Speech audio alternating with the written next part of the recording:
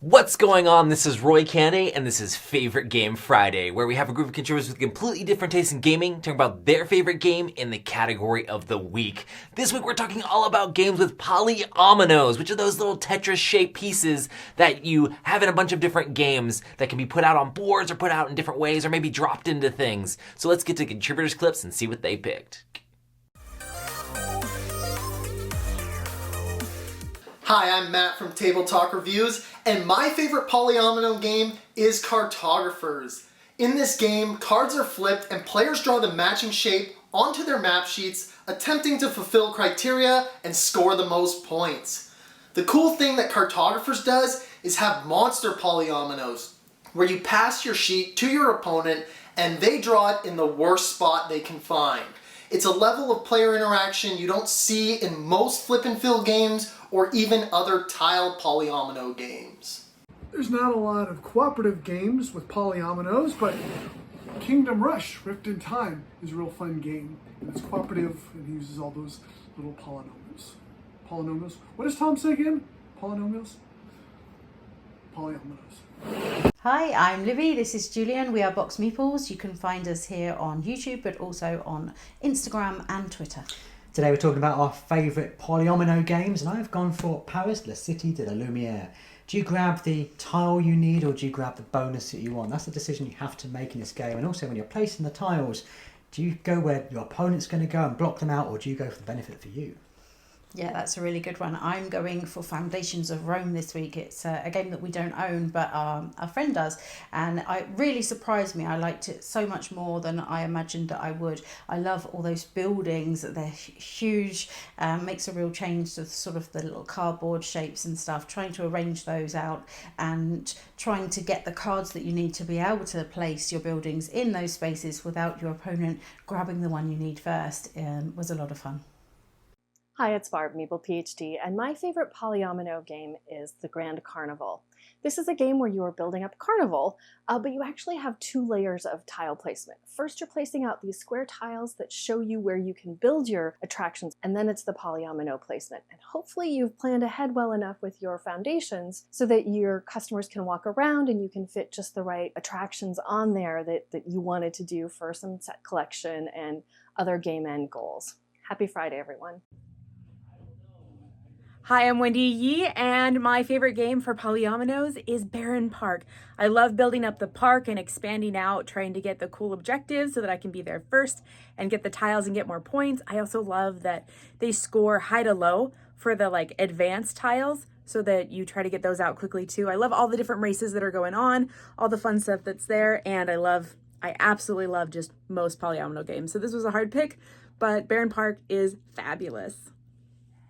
Hey, it's Ben from Ben and Daniel Reviews, and my pick for Favorite Game Friday this week is going to be Isle of Cats. Isle of Cats is a card drafting game in which you are drafting cards to get fish and other resources to get cats and fill your board with cats and score points based on different objectives.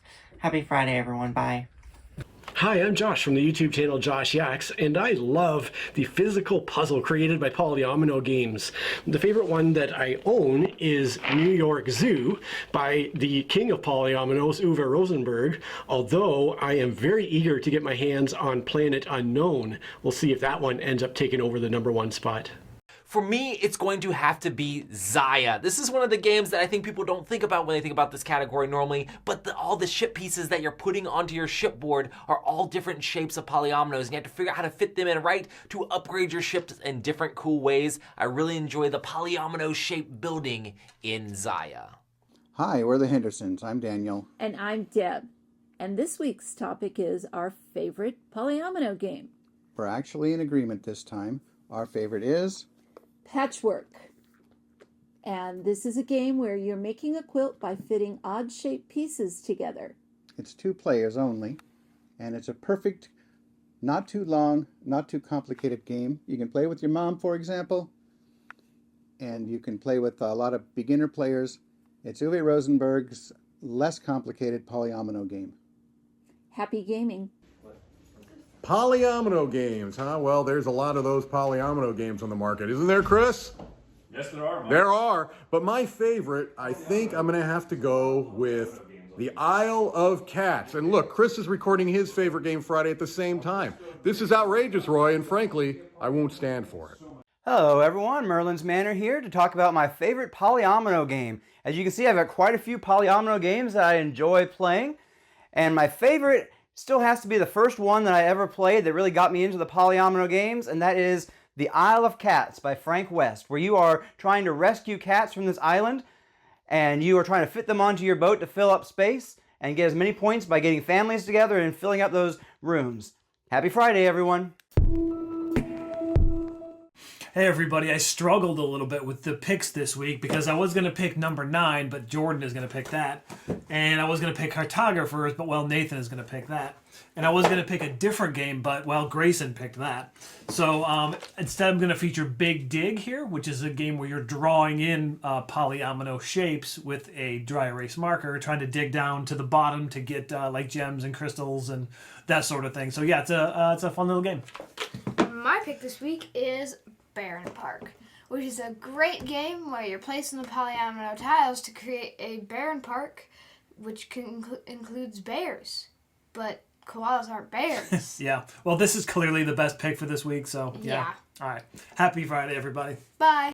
Hey everybody, Daniel here from the Board Game Faith podcast, and my favorite polyomino game is, don't tell my dogs, I love cats. I love the big giant board it gives you for placing all your tiles, and the many different scoring opportunities that it provides based on where you place those tiles. Kevin, how about you? Hey Daniel, my pick for Polyomino game is A Feast for Odin. Get the pieces, try to keep them happy, fail. What's up folks? I'm Dwayne from Blackboard Gaming, and my favorite polyomino tile placement game is this game right here, Barren Park. Now this was kind of hard for me because there were some really great candidates, but I like bears. See you guys later. But my favorite Polyomino games. There's a lot of Polyomino games on the market. My favorite is going to be A Feast for Odin.